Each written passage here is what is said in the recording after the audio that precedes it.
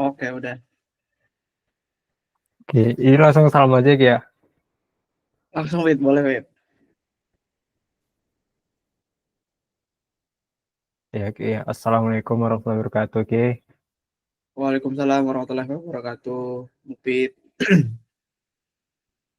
gimana kabarnya nih? Alhamdulillah baik, Wit. Mupit gimana, Wit? Kabarnya, Wit? Alhamdulillah, Ki. Alhamdulillah baik, Ki. Oke, langsung aja Ki. Ini pertanyaan pertama Boleh? Ki ya.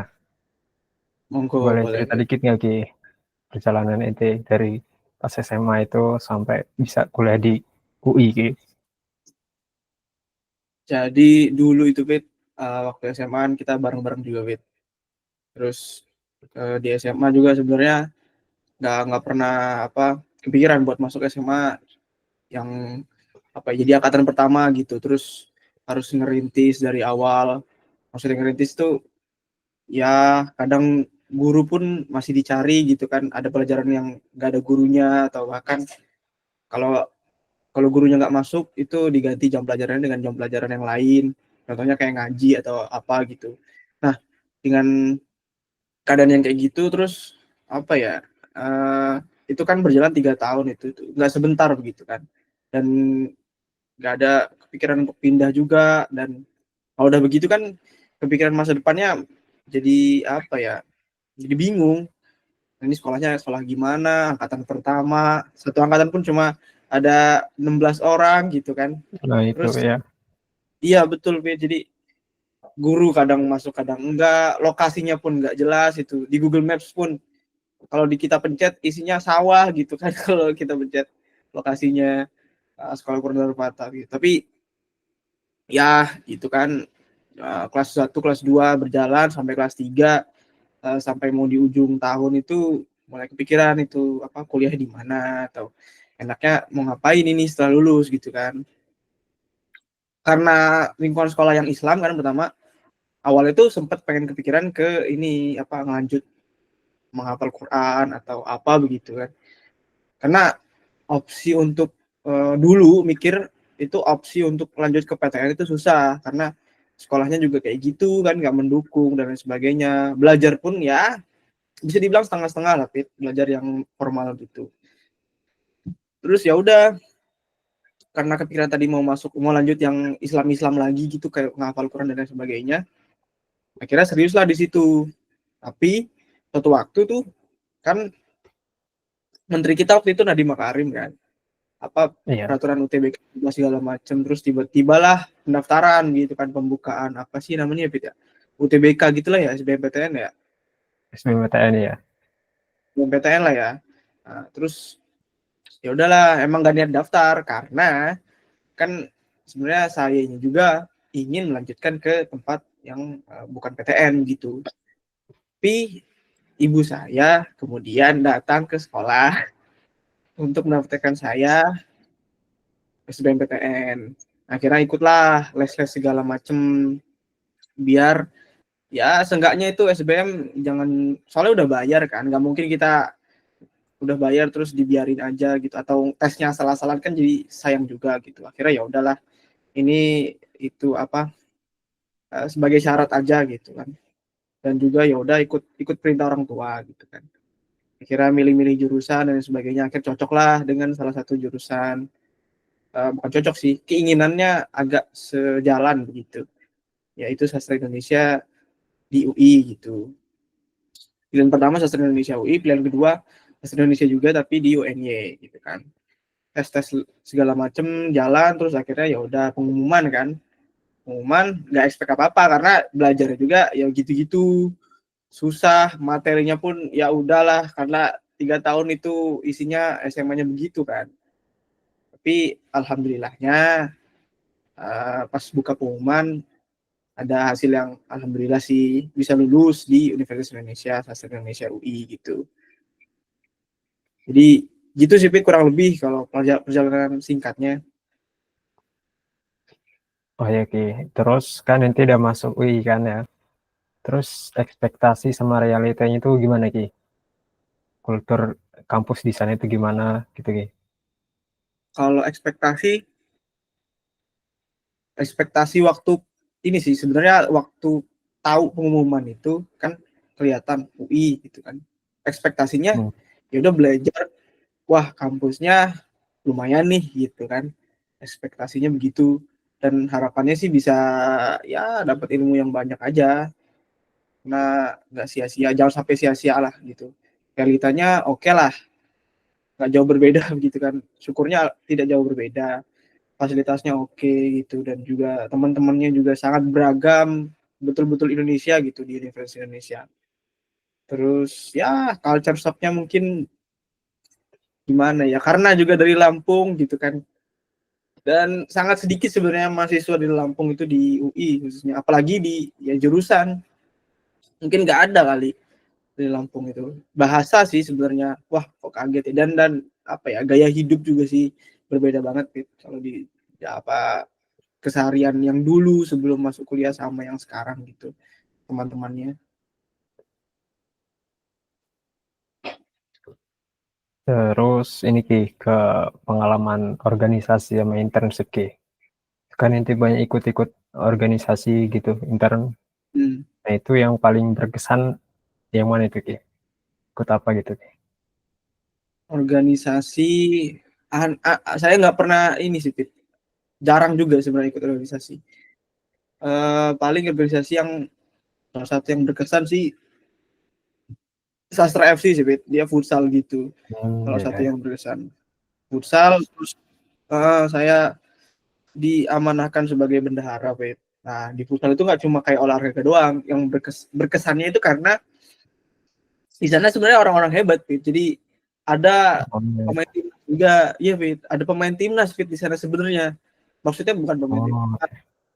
Setelah dia ikut Sastra FC ini, dia masuk timnas gitu kan. Apa ya? Kayak oke juga nih UKM-nya sebenarnya. Itu padahal levelnya level kampus doang gitu, bukan level klub serius gitu. Terus ya udah akhirnya ketemu banyak orang, ketemu banyak pengalaman dan lain sebagainya sih Fit. Sastra FC yang mungkin berkesan. Terus internship beberapa kali sih, cuma 2 kali sih sebenarnya, di semester 6 sama semester 7 gitu. Internshipnya ya lumayan berkesan lah di United Tractors gitu, di Cakung. United Tractors 1 tahun jadi total. Periode pertama semester 6, periode kedua di semester 7. Lumayan lah berkesan. Jadi apa ya, ngerasain pertama kali kerja itu gimana, kerja yang serius gitu, ditempatkan di tim yang profesional gitu. Jadi sebagai mahasiswa itu banyak belajar sih sebenarnya, banyak belajar dan banyak banyak mencatat, banyak mengetahui hal baru gitu. Ya Ki, terus ente juga kan udah sempat kerja freelance juga Ki di Zenius, terus sampai sekarang jadi editor, itu gimana Ki bisa sampai ke sana itu Ki? Dulu sih waktu Zenius ya, Zenius itu kan jadi sebelum internship sebenarnya. Oh, Zenius di ya semester berapa ya, semester mungkin semester 3 4 gitu, sekitar segitu. Ada sebenarnya dari broadcast sih dapat infonya dari apa grup angkatan gitu, terus coba apply lah kan, kirim email dan lain sebagainya. Akhirnya dapat panggilan, oke coba ngajar dulu, coba ngajar dan lain sebagainya. Zenius freelance betul, satu sesinya 75.000 dulu, oh betul. iya. Terus ya berjalan akhirnya apa dapat internship. Setelah internship tadi terus skripsian, habis skripsian baru ya lulus, habis lulus baru coba daftar segala macam. Sempat susah juga sih sebenarnya nyari kerja, ya tidak bisa dipungkiri lah sebetulnya kesulitan mencari kerja itu ada. Kemudian tapi kemudian kita coba aja terus lah gitu, pelan-pelan dapatlah apa broadcast juga dari grup angkatan. Ada tawaran, Oh ya. ada loker gitu di apa loker tempatnya di Penerbit Erlangga, sebagai dulu itu sebagai asisten editor sebenarnya.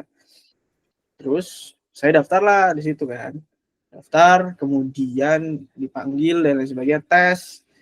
terus masuk dan alhamdulillah sekarang udah diangkat jadi editor gitu Bet. Alhamdulillah Ki. Terus pas ente kerja sekarang ini ada tantangan-tantangan gitu nggak Ki? Gimana cara ente ngatasinnya gitu Ki? Tantangan ada sih Bet, kalau tantangan pasti kan.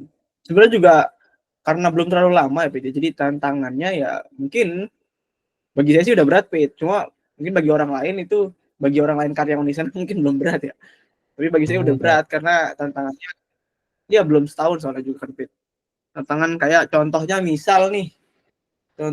misalnya dalam produksi gitu kan saya sebagai editor produk gitu kan, editor produk. Nah, sempat itu ketemu beberapa tantangan, mau produksi buku nih kita perlu ada desain covernya misalnya. Nah, desain cover ini oke lah kita bisa bilang kalau misalnya hanya satu orang yang terlibat dalam pendesainan cover ini mungkin masih nggak apa-apa gitu. Tapi begitu ada banyak orang, ada banyak karyawan, ada banyak atasan yang kita harus koordinasi gitu kan. Jadi nggak bisa serta-merta ACC covernya. Saya mau cover ini, saya pribadi mau cover ini. Nggak bisa seperti itu. Jadi harus ada saya ACC ini, tapi saya harus tanya juga atasan yang lain. Saya juga perlu tahu pandangan dari atasan lainnya begitu, Bet. Paling tantangannya yaitu tadi mengkoordinasikan seluruh atasan, seluruh pendapat gitu biar jadi satu. Kadang juga ya adalah momen bolak-balik cari koordinasi, cari pendapat gitu, mana nih yang cocok gitu, dan nggak bisa satu orang aja gitu yang bilang cocok gitu, Bet. Paling itu sih koordinasi paling. Oh, koordinasi. Betul, Siap. Bet. Terus ke mana?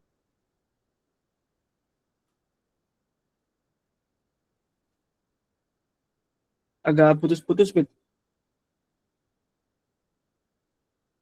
Oke, cek cek cek. Halo, Bet. Aman. Masuk, Bet. Kalau Aman, masuk ya. aman. Lanjut Masuk, Ki. masuk. Terus ini Ki, pas ente kuliah itu kan skill yang dipakai pas dapat dari kuliah itu dipakai di dunia kerja itu gimana Ki?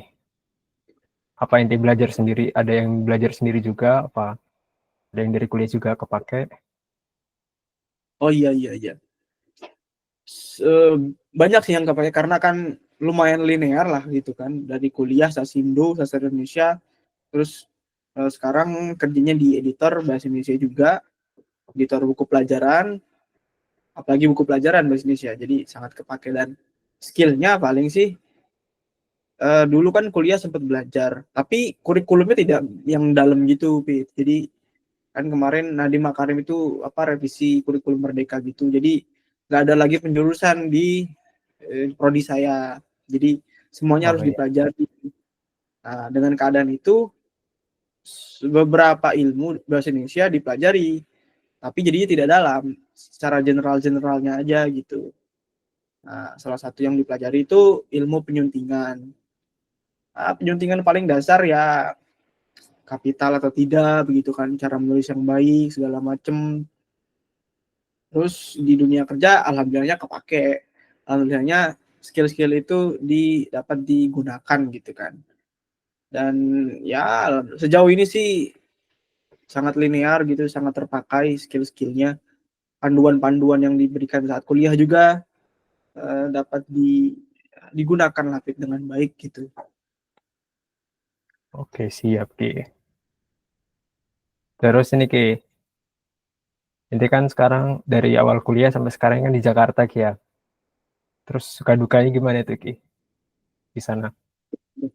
Suka duka di Jakarta ya Iya. gitu, Pit.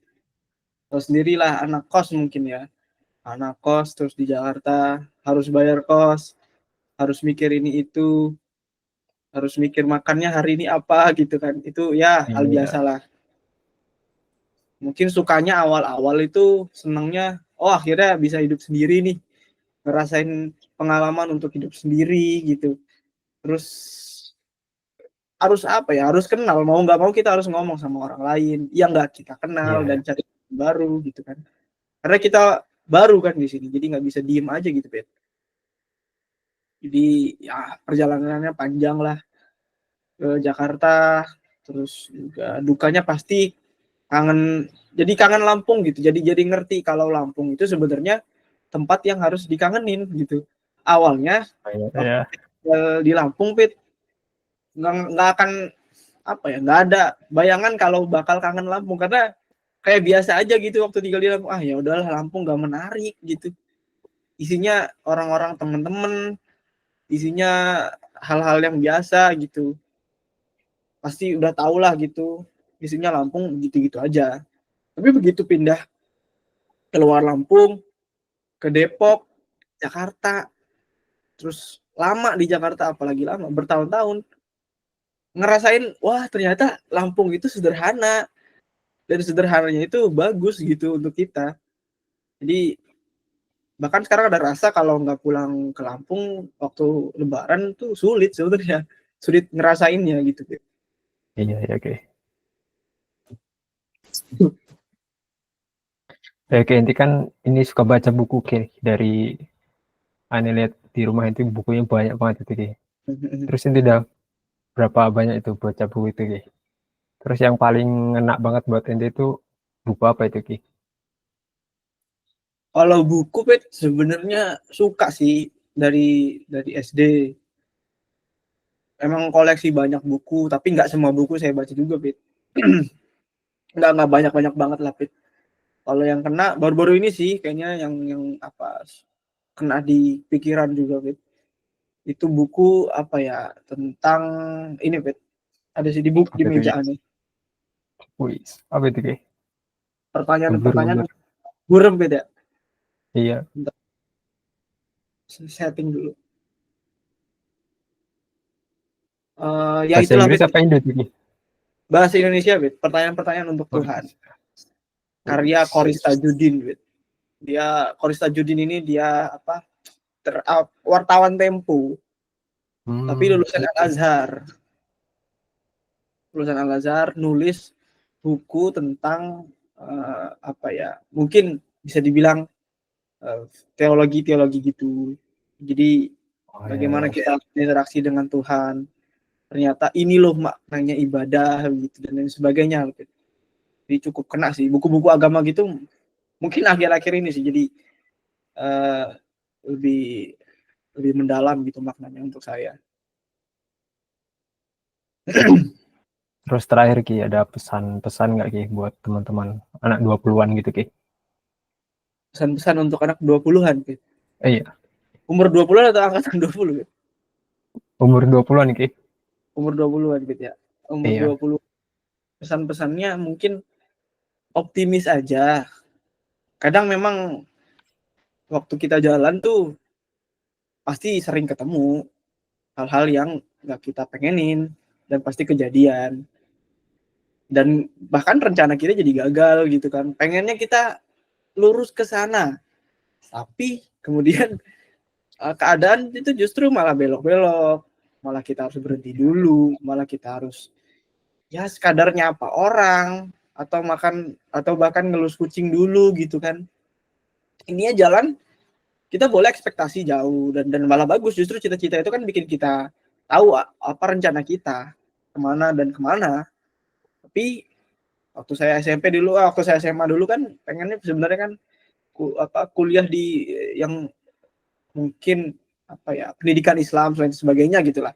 Tapi kemudian belok-belok segala macam, ada bahkan ibu saya datang ke sekolah, itu kan hal-hal yang nggak terduga. Meskipun sudah direncanakan untuk kuliah di bukan PTN gitu, tapi akhirnya saya masuk PTN. Nggak pernah kebayang juga untuk ngambil bahasa Indonesia karena memang bukan mata pelajaran yang saya suka begitu.